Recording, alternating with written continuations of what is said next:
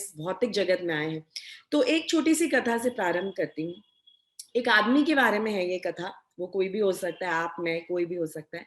तो वो आदमी एक जंगल से गुजर रहा था, जंगल से गुजर रहा था, तो कहीं जा रहा था, एक गांव से दूसरे गांव और बीच में जंगल था। जब जंगल से गुजर रहा था तो बीच में एक टाइगर उसके पीछे पड़ जाता है, उसका पीछा करने लगता है।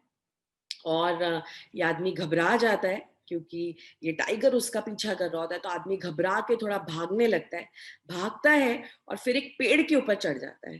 पेड़ के ऊपर चढ़ तो जाता है, पर देखता है कि वो जो टाइगर है वो अभी भी नीचे उसका इंतजार कर रहा है, पेड़ के नीचे ऐसे देखते हुए उसका इंतजार कर रहा है कि आदमी कब उतरेगा। तो ये आदमी तो पेड़ के ऊपर चढ़ जाता है और पेड़ के ऊपर चढ़ के बैठा हुआ है, सोच रहा है कि मैं अब यहाँ से कैसे उतरूंगा, क्या करूंगा, कैसे क्या करूंगा, सोच रहा है। है वहां से ऊपर से पेड़ से जब नीचे देखता है तो देखता है कि दूसरी तरफ एक एक तरफ पे टाइगर बैठा है पेड़ के, और दूसरी तरफ पेड़ के पीछे एक कुआं है, एक कुआं दिखता है उसको। तो उसके दिमाग में ये भी आता है कि अगर ये टाइगर नहीं हटेगा तो मैं उस कुएं में कूद जाऊंगा, कुएं में कूद जाऊंगा और फिर तैर के बाहर निकल जाऊंगा। तो कुएं में देखता है जब ध्यान से, तो कुएं में 4 मगरमच्छ दिखते हैं उसको। तो वो रास्ता भी बंद हो जाता है क्योंकि कुएं में कूदेगा तो मगरमच्छ उसके ऊपर अटैक कर देंगे। तो सोचता है क्या करूं। अब जिस डाली से वो लटका होता है, जिस डाली को पकड़ के वो लटका हुआ है, उसको वहां से भी कुछ कुछ कुचर कुचर कुचर आवाज आती है। तो सोचता है अब क्या है ये, मैं इस पे लटका हुआ, यहाँ से भी आवाज आ रही है। तो ऊपर देखता है, तो ऊपर देखता है तो उस ब्रांच पे एक्चुअली 2 चूहे बैठे होते हैं, और 2 चूहे जो हैं कुचर कुचर कुचर कुचर उस डाली को खा रहे होते हैं। एक काला होता है और एक सफेद रंग का चूहा होता है, उस डाली को कुतर रहे होते हैं। अब ये आदमी सोचता है अगर ये इस डाली को कुतर डालेंगे तो ये भी टूट जाएगी और मैं नीचे गिर जाऊंगा। तो उसका उसका मन इसी उधेड़-बुन में है कि मैं क्या करूं। एक तरफ टाइगर है, एक तरफ कुआं है जिसमें 4 क्रोकोडाइल्स हैं, ऊपर देख रहा हूं तो 2 चूहे हैं जो उसी डाली को कुतर रहे हैं।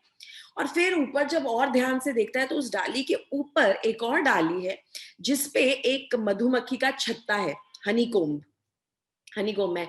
और उस हनीकॉम्ब में ऑफ कोर्स मधुमक्खियां हैं। और वो लटका हुआ है, सोच रहा है मैं क्या करूं। और थोड़ी थोड़ी देर बाद क्या होता है, वो मधुमक्खियां जो है उस पर अटैक कर देती हैं, हनी बीज जो है उस पर अटैक कर देती हैं। जब हनी बीज अटैक करती हैं, आप जानते ही होंगे, अगर आपको कभी किसी किसी भी मधुमक्खी ने कभी भी बचपन में लाइफ में काटा है तो कितनी जोर से वो स्टिंग करती है और कितना दर्द होता है। तो वो मधुमक्खियां उस पर अटैक करती है, वो डर जाता है और वो घबरा रहा होता है कि अब मैं क्या करूं। और उतनी देर में जब वो ऊपर ऐसे देख रहा होता है, ऐसे ऐसे थोड़ा सा तड़प रहा होता है कि मधुमक्खियों को मैं किसी तरह से हटाऊं, तो उतनी देर में ऊपर जो मधुमक्खी का जो छत्ता है उसमें से थोड़ा सा मधु, हनी गिरता है, ड्रॉप ड्रॉप करके हनी गिरता है। और कहाँ गिरता है, स्ट्रेट उसके मुंह के अंदर गिरता है। वो ऐसे ऊपर देख रहा है तो स्ट्रेट उसके मुंह के अंदर वो हनी गिरता है। तो वो टेस्ट करता है, हाँ मीठा, चलो कुछ तो अच्छा हुआ इस पूरे सिचुएशन में, कुछ तो अच्छा हुआ, मेरे मुंह में मीठा हनी गिर रहा है। तो ऊपर ऐसे ही अपना चेहरा स्ट्रेटेजिकली प्लेस करता है जिसके अंदर वो हनी उसका जो ऊपर जो हनी कोम में से हनी गिरता रहे, तो हनी गिरता रहता है उसके ऊपर। थोड़ी देर में क्या होता है कि एक आदमी एक रथ में वहां से गुजर रहा है, उस जंगल में से गुजरता है और देखता है कि ये क्या सिचुएशन है। नीचे शेर टाइगर है, उस टाइगर है, उस तरफ एक कुआं है, कुएं में मगरमच्छ है, ऊपर चूहे हैं, इसको मधुमक्खियां भी काट रही है। ये आदमी तो बहुत परेशानी में है। तो जो रथ पे जो आदमी सवार होता है उसको कहता है कि आ जाओ, तुम कूद जाओ मेरे रथ पर, मैं रथ पास में लाता हूँ, तुम कूद जाओ, हम जल्दी से भाग चलेंगे यहाँ से, जल्दी आ जाओ, मैं तुम्हें बचा लूंगा, तुम चिंता मत करो। तो ये जो आदमी लटका हुआ है, हम ऑफ कोर्स यही सोचेंगे कि वो फटाफट कूद जाएगा और भागेगा वहां से, पर वो आदमी कहता है अच्छा, एक एक मिनट रुको, एक मिनट रुको, ये शहद की अगली बूंद गिरने ही वाली है, जैसे ही वो गिरेगी ना मेरे मुंह में वो मिठास का स्वाद आएगा ना, उसके बाद मैं तुम्हारे साथ भाग चलूंगा, तुम्हारे तुम्हारे रथ में कूद जाऊंगा। तो क्या समझ में आता है इस कहानी से हमें, इस कहानी से हमें शास्त्र ये समझा रहे हैं कि ये जो आदमी जो लटका हुआ है पेड़ पे, ये हम हैं, हम सब हैं जो इस भौतिक दुनिया में अलग अलग दुखों से, अलग अलग सिचुएशंस को, अलग अलग चैलेंजेस को झेल रहे हैं। तो ये हम हैं जो वहां लटके हुए हैं। नीचे जो टाइगर है वो बेसिकली यमराज है, काल है, काल, मृत्यु, यमराज जो वेट कर रहे हैं हमारी। और कैसे आपने हॉरर मूवीज में सुना होगा कैसे घड़ी की सुई कैसे चलती है, टक टक टक टक, टिक टॉक, ऐसे काल जो है, जो समय है वो बीत रहा है और यमराज धीरे धीरे धीरे धीरे हमारे पास आ रहे हैं। ये तो हम जानते ही हैं कि किस तरह से हम हर रोज हर रात अपनी मृत्यु के करीब जा रहे हैं। जो चार मगरमच्छ हैं, वो जो हमारी चार प्रॉब्लम्स हैं लाइफ की, जो चार रियल प्रॉब्लम्स हैं लाइफ की। बाकी प्रॉब्लम्स हमारी लाइफ की रियल प्रॉब्लम्स नहीं है, जिन्हें हम प्रॉब्लम समझते हैं, जॉब नहीं होना या फैमिली में कुछ तकलीफ होना, लड़ाई होना, ये सब प्रॉब्लम्स बहुत ही टेम्पररी प्रॉब्लम्स हैं। परमानेंट और रियल प्रॉब्लम्स जो है हमारी लाइफ की, वो चार मगरमच्छ हैं: जन्म, मृत्यु, जरा और व्याधि। हमारा बर्थ जो एक प्रॉब्लम है, ये बर्थ कोई सेलिब्रेशन का मौका नहीं है। हम इस भौतिक जगत में आए हैं तो हमारे लिए दुख की बात है, क्योंकि हम अपना घर छोड़कर इस भौतिक जगत में आए हैं, तो ये दुख की बात है हमारे लिए। तो जन्म, मृत्यु, जरा और व्याधि, हमारी बढ़ती हुई उम्र और जितनी भी डिजीजेस हमें होती हैं, ये सबसे हमें प्रॉब्लम होती है। तो ये वो चार मगरमच्छ हैं, वो भी अपना मुंह खोल के बैठे और इंतजार कर रहे हैं कि कब हम पर वो अटैक कर सकें। ऊपर ये जो दो चूहे हैं, ये रात और दिन है, night and day, white and black. ये नाइट एंड डे है। जैसे जैसे एक दिन खत्म होता है, रात खत्म होती है, हम वैसे वैसे अपनी मृत्यु के करीब आते जाते हैं। We are nearing, closing to our death, to our departure from this world. तो ये जो चूहे हैं वो हैं। ये जो मधुमक्खियां हैं, ऊपर जितनी भी मधुमक्खियां हैं, ये हमारी जो क्लेश है, इस दुनिया में जो क्लेश है जिनसे कोई बचा नहीं है, इसके बारे में हम पहले भी बता चुके हैं। तीन तरह के क्लेश: आधिदैविक, आधि भौतिक और आध्यात्मिक। आधिदैविक क्लेश वो है जो हमें नेचुरल डिजास्टर से जो हमें प्रॉब्लम होती है, साइक्लोन है, अर्थक्वेक है, फैमिन है, ड्राउट है, ऐसे कई नेचुरल डिजास्टर्स होते हैं जिनसे हमें प्रॉब्लम होती है, हमें तकलीफ पहुंचती है और हम कुछ कर नहीं पाते हैं, उसके बारे में हम ज्यादा कुछ कर नहीं पाते। तो ये आधि दैविक क्लेश कहलाते हैं, मिजरीज, हमारी आधि दैविक मिजरीज। आधि भौतिक मिजरीज, आधी भौतिक मिजरीज वो है जो हमारी बॉडी हमें देती है। कभी कुछ प्रॉब्लम हो जाती है, कभी कुछ हो जाती है, कभी कोल्ड कॉफ, कभी आर्थराइटिस, कभी डायबिटीज, कैसे क्या हो जाता है, पर ये बॉडी हमें हमें काफी सारी प्रॉब्लम्स देती है, हमें हमारा दुख का कारण बनती है। और तीसरी जो मिजरी है वो आध्यात्मिक, आध्यात्मिक मिजरी। आध्यात्मिक मिजरी है जो हमारी बॉडी हमें देती है। और जो आधी भौतिक मिजरी है वो ये है जो हमारे आसपास के लोग हमें देते हैं। आसपास के लोग, चाहे वो एक छोटा सा मच्छर ही क्यों ना हो, चाहे वो बड़ा सा कोई जानवर ही क्यों ना हो, चाहे वो हमारे खुद के फैमिली मेंबर्स क्यों ना हो, चाहे वो हमारा बॉस क्यों ना हो, चाहे वो हमारे रिलेटिव्स, हमारे नेबर्स क्यों ना हो। तो हमारा शरीर, हमारे आसपास के लोग, जीव जंतु और नेचुरल डिजास्टर सब हमें मिजरीज देते हैं। तो ये मिजरीज, वो जो हनी बीज हैं जिनकी मैं बात करी थी, ये वो मिजरीज थी।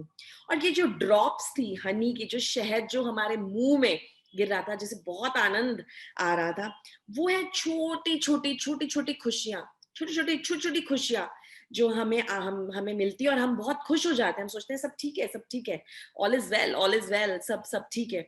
ये वो खुशियां हैं।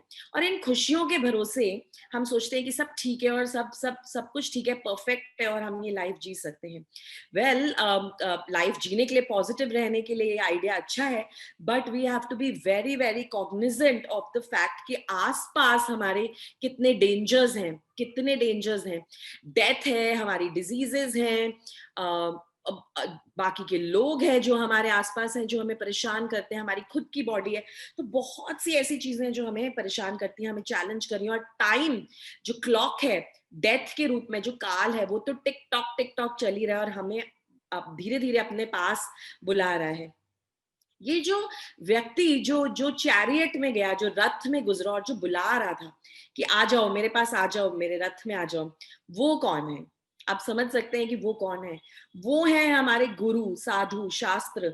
हमने लास्ट टाइम भी बात की थी किस तरह से कृष्ण हमें बुला रहे हैं अपने पास, कैसे अपने रिप्रेजेंटेटिव्स भेजते हैं।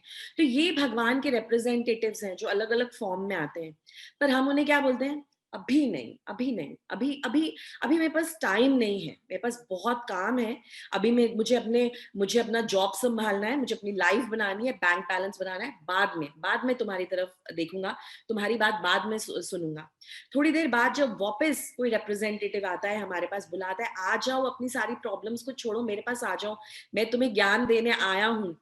हम बोलते हैं, "अभी नहीं, प्लीज़, अभी बच्चों का एजुकेशन का टाइम है, मुझे उन पे ध्यान देना है। बच्चे ही लाइफ है, उनकी लाइफ नहीं बनाएंगे तो कैसे रहेगा? तो अभी अभी नहीं, अभी मैं फ्री नहीं हूँ।